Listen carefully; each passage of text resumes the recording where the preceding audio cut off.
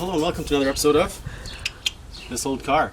Today we're finishing up the Subaru 1996 Impreza, however you want to pronounce it. Melissa, how would you pronounce that? Impreza. Perfect. We're going to do some impressive work today. Because, as you can see, we got this brand new... Oh shit, that's coming off my paycheck. Maybe you saw the previous episode of Subaru has dickered brakes. We're going to undicker them today. We're going to replace this brake line. We're going to put new calipers on. I'll stop doing that. The problem with these calipers was they were so rusty, so seized. I tried fitting new pads into them. With this caliper I couldn't. The piston had trouble moving, but the main problem with this one was the slide points were seized. Let me show you what that looks like. So I'm just going to open this new package. Never been opened. It's been a bit of a struggle to get the right parts for the Subaru. I don't know why. I think it's Murphy's Law. I don't know who Murphy is. If you know who Murphy is, please comment below. I'm too lazy to Google it. If we could figure out where Murphy's Law came from, that'd be great. Okay, so we got new slide points. We're going to lubricate those nicely. And it bolts onto the car much like that. Just like that.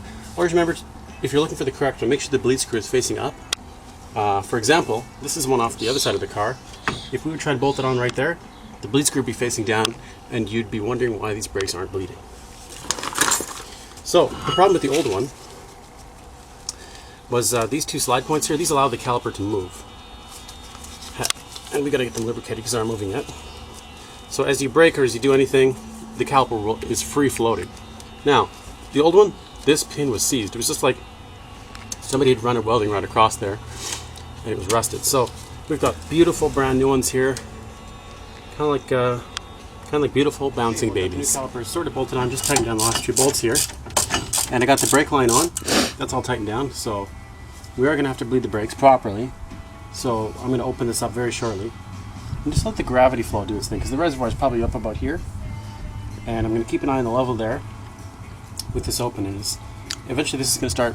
Well, right now there's air in this caliper right now. The piston's right here. So that little crevice, if you will, is full of air. So we got to get that air out.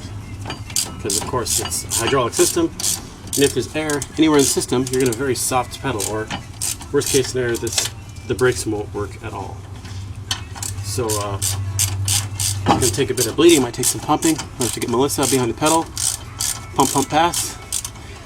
But so anyway, just tighten the last two bolts on the caliper bracket. Then I'm going to undo this one here, and the caliper should swing up out of the way. The old one couldn't do that.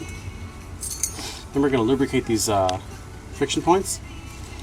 Put 2 in per caliper, and the brake pads slot right into them like so. And these are even labeled outer. Interesting. Inner. And so you can see these have the little wear indicator tab as well. So when these pads wear down to that point, it grinds off there, makes a little sound.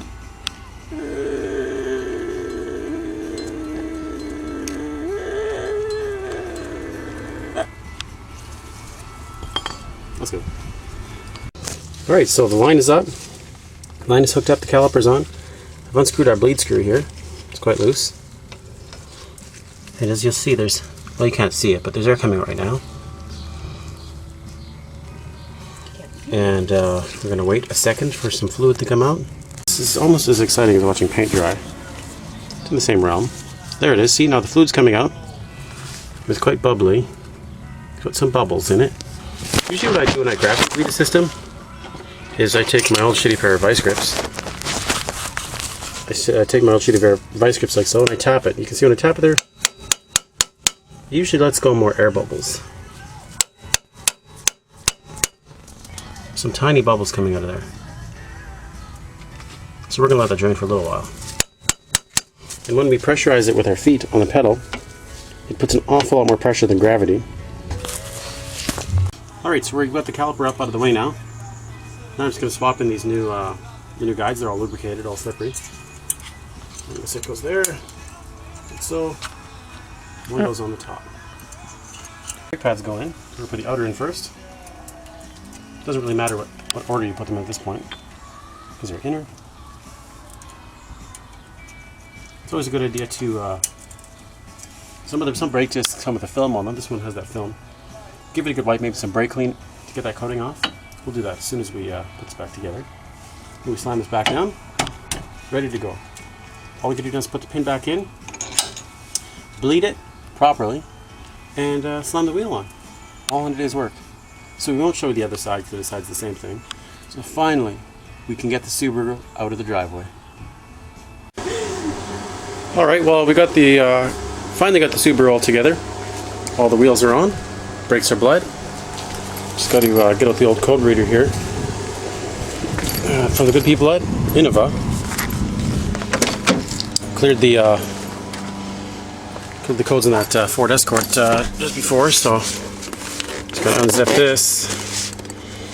I don't know what the codes are, probably for an oxygen sensor or something. This is OBD2, it's a 96, so could have all sorts of faults. Port should be, the port's right here, just to the side of the column here. I'm uncontrollable shaking. Right there. So we'll just plug this in. I think that's in. We'll turn the key on. I got some keys here. Sorry about the shaking. I'm a little jittery. Key on. Don't have to start it. Oh, music. Can't have that. It's just loves beeping. So to link, press green button. So it's going through the car right now and seeing what sort of problems are there. It's hooked up. Oh, knock sensor 1. I don't know if it has more than one knock sensor. It's the only code in there, knock sensor. And I have no idea where knock sensor is on the Subaru. It's an interesting fault. So we're actually just going to clear it for now. Pressing this red button. Are you sure you want to clear? Yes, I'm sure. And we can research this more later. There we go. So that's done. We can actually disconnect this now.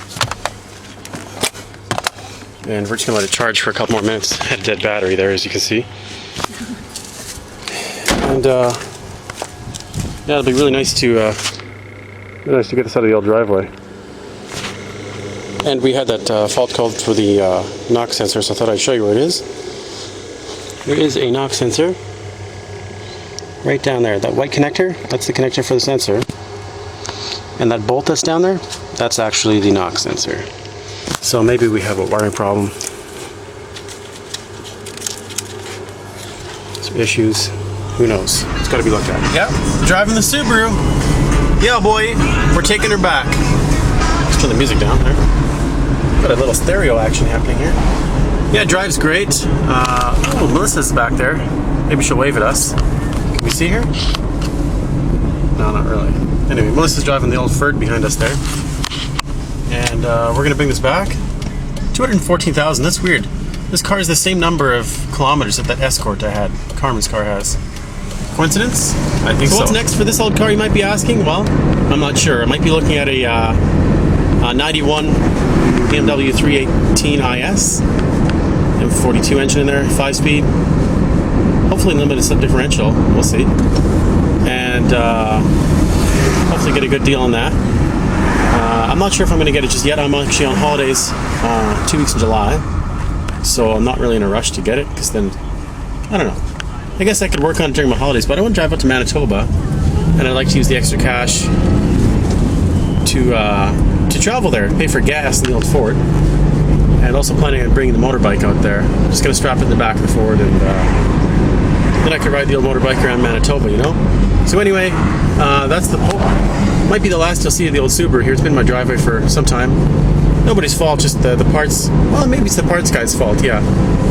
Couldn't get us quite the right parts we needed. Things went wrong. Even finally, when I got the right parts from Lordco, it was only after 2 tries, because I had 2 left-hand calipers boxed in the same box. So, well, we got her done now. There's a 1933 Ford right there. Pickup. Nice. Anyway, so do you like Subarus? Comment below. Don't like them? You might as well comment as well. So anyway, sorry for the dickered camera angle. Thanks for watching.